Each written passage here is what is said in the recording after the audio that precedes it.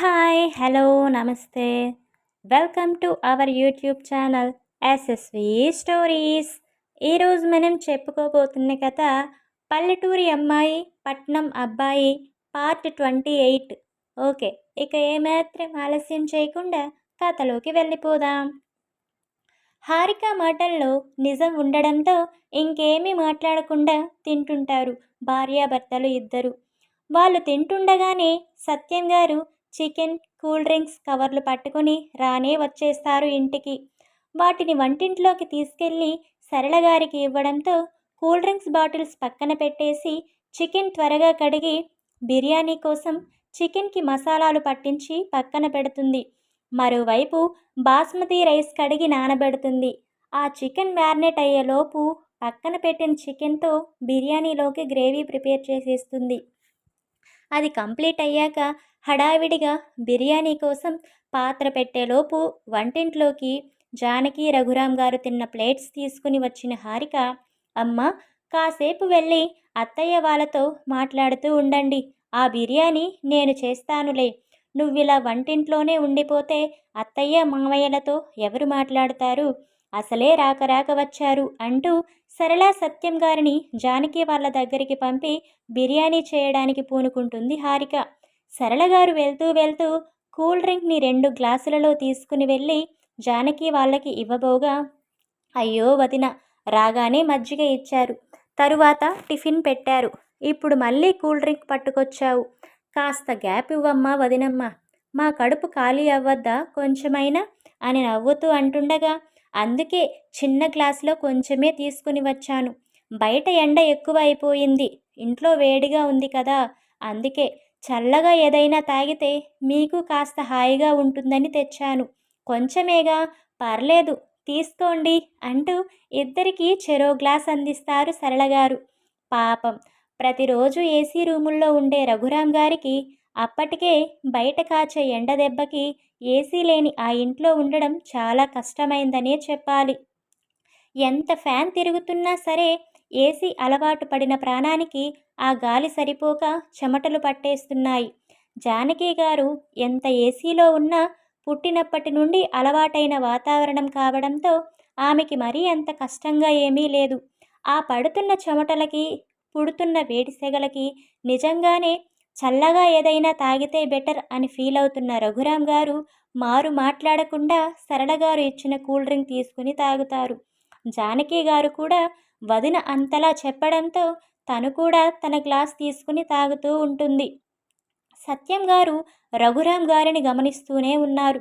అయ్యో పాపం, బావగారికి మా ఇంట్లో ఉండడం కష్టంగా ఉన్నట్టు ఉందే, ఎంతైనా రోజు ఏసీ రూముల్లో ఉంటారు కదా, మా ఇంట్లో ఈ వేడికి ఈ ఉక్కపోతకి ఉండడం కష్టమేలే అనుకుంటూ రఘురాం గారు కూల్ డ్రింక్ తాగడం పూర్తవగానే, బావగారు మీకు ఇంట్లో ఉండడం ఇబ్బందిగా ఉందని అర్థమవుతుంది, మా ఇంట్లో ఏసీ లేదు, మీరేమీ అనుకోనంటే పెరట్లో పెద్ద వేప చెట్టు ఉంది, ఇంట్లో కంటే ఆ చెట్టు కింద కూర్చుంటే చల్లగా హాయిగా అనిపిస్తుంది, మీకు అభ్యంతరం లేకుంటే అక్కడికి వెళ్దామా అని మర్యాదగా అడిగారు సత్యం గారు. ఆయన మాటలు విన్న జానకి సరళ ఇద్దరూ కూడా రఘురాం గారిని చూడగా ఆయన అవస్థ అర్థం అవడంతో, నిజమే, ఆ చెట్టు కింద ప్రశాంతంగా ఉంటుంది, చల్లగాలి కూడా వస్తుంది, పదండి అక్కడే కూర్చుందాం అంటూ కుర్చీలు తీసుకుని పెరటి వైపు వెళ్తారు సరళ సత్యం గారు. వాళ్ళ వెంటే జానకి రఘురాం గారు కూడా వెళ్తూ పెరట్లో ఒకవైపు ఉన్న పూల మొక్కల్ని, మరొక వైపు ఉన్న కూరగాయ పాదుల్ని చూస్తూ, వావ్ నైస్, ఉన్న కొంచెం ప్లేస్లోనే చక్కగా అన్ని మొక్కలు వేశారు కదా అంటారు రఘురాం గారు.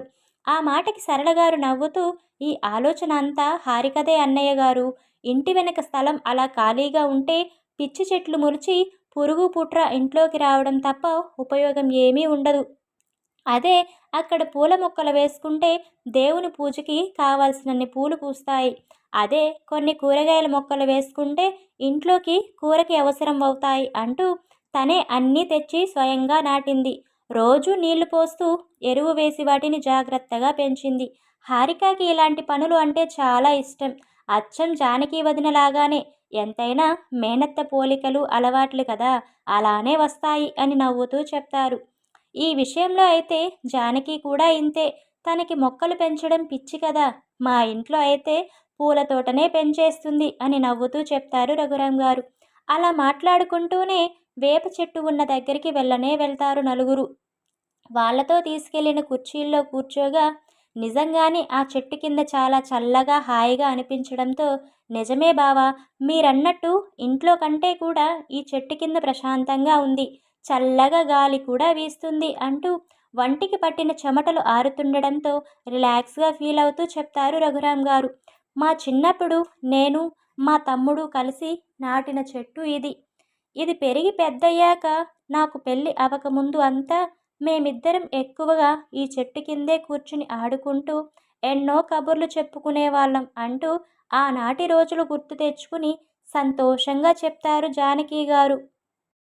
అక్క మాటలతో చిన్నప్పటి రోజులు గుర్తొచ్చి సత్యంగారి మొహంలో కూడా సంతోషం వచ్చి చేరుతుంది.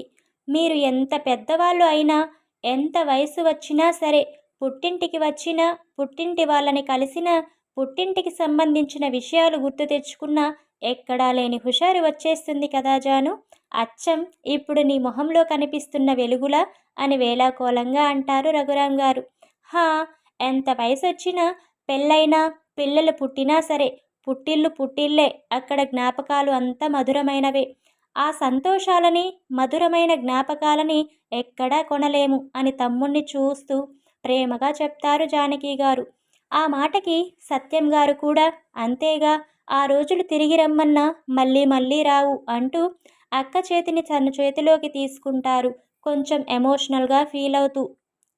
సత్యం గారిని చూసి జానకి గారు కూడా తన తల్లిదండ్రులు వాళ్ళతో గడిపిన జ్ఞాపకాలు గుర్తొచ్చి ఎమోషనల్గా ఫీల్ అవుతుండగా, వాళ్ళిద్దరినీ గమనించిన రఘురాం గారు వాళ్ళిద్దరి మూడ్ చేంజ్ చేయాలి అన్నట్టుగా, జాను, నువ్విక్కడికి వచ్చాక వచ్చిన పని మర్చిపోయి ఏవేవో చేస్తున్నావు అంటారు.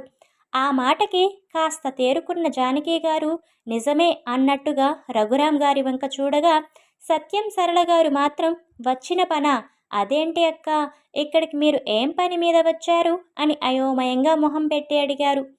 మేము ఇక్కడికి పెళ్లి సంబంధం మాట్లాడడం కోసం వచ్చాము అని అంటారు జానకి గారు. ఏంటి, ఈ ఊర్లో పెళ్లి సంబంధమా, ఎవరి కోసం అక్క అని ఆశ్చర్యంగా అడిగారు సత్యం గారు. ఇంకెవరి కోసం తమ్ముడు, మీ మేనల్లుడి కోసమే అని చెప్తారు జానకి గారు. ఏంటి, మన మిహాన్ కోసమా? ఈ ఊర్లో పెళ్లి సంబంధం మాట్లాడడానికి వచ్చారా? ఈ ఊర్లో మీ స్థాయికి తగ్గ సంబంధం ఎవరిది అక్క అని అడిగారు సత్యం గారు. ఎవరిదో సంబంధం అయితే వాళ్ళింటికి పోకుండా మన ఇంటికి ఎందుకు వస్తాం తమ్ముడు? మేము వచ్చింది మీతో సంబంధం మాట్లాడడానికే. మన హారిక కోసమే వచ్చాము. హారికాని మా విహాన్కి అడగడానికి వచ్చాము అని వాళ్ళు వచ్చిన అసలు విషయం చెప్పేస్తారు జానకి గారు. అప్పటి వరకు ఆ ఊర్లో ఎవరిది అబ్బా అంత గొప్ప సంబంధం అని ఆలోచిస్తున్న సత్యం సరళ గారికి జానకి గారుల మాటలు విన్న గట్టి షాక్ తగిలింది అనే చెప్పాలి. ఆశ్చర్యంతో కళ్ళు పెద్దవి చేసి చూస్తూ, మీరేం మాట్లాడుతున్నారు? హారికాని విహాన్కి ఇవ్వడం ఏంటక్కా? మీ విహాన్ ఎక్కడా, మా హారిక ఎక్కడా? మీ స్థాయి ఏంటి, మా స్థాయి ఏంటి? మీకు మాకు, విహాన్కి హారికకి, నక్కకి నాగలోకానికి ఉన్నంత వ్యత్యాసం ఉంది. అలాంటిది హారికకి విహాన్కి పెళ్ళి ఏంటి? విహాన్ ఫారిన్లో పెద్ద పెద్ద చదువులు చదువుకుని గొప్ప స్థానంలో ఉన్నాడు. మా హారిక 10వ తరగతి వరకు మాత్రమే చదువుకుని పొలం పనులు చేసుకుంటుంది. వాళ్ళిద్దరికీ ఎక్కడైనా పొంతర కుదురుతుందా అసలు? కోటీశ్వరులు అయిన మీకు కూలి పనులు చేసుకుని బతికే మాతో సంబంధం ఏంటక్క? ఎవరైనా వింటే నవ్వుతారు. అయినా బావ జోక్ చేశాడు అన్నా వినడానికి బాగుంటుందేమో. ఇలాంటి విషయాల్లో నువ్వు జోక్ చేయడం ఏంటి, కామెడీ కాకపోతే అని తేలిగ్గా తీసి పడేస్తారు సత్యం గారు. సత్యం గారి మాటలు విన్న తరువాత జానకి గారు ఏం మాట్లాడుతారో, దానికి సత్యం గారి రియాక్షన్ ఏంటో నెక్స్ట్ పార్ట్లో తెలుసుకుందాం.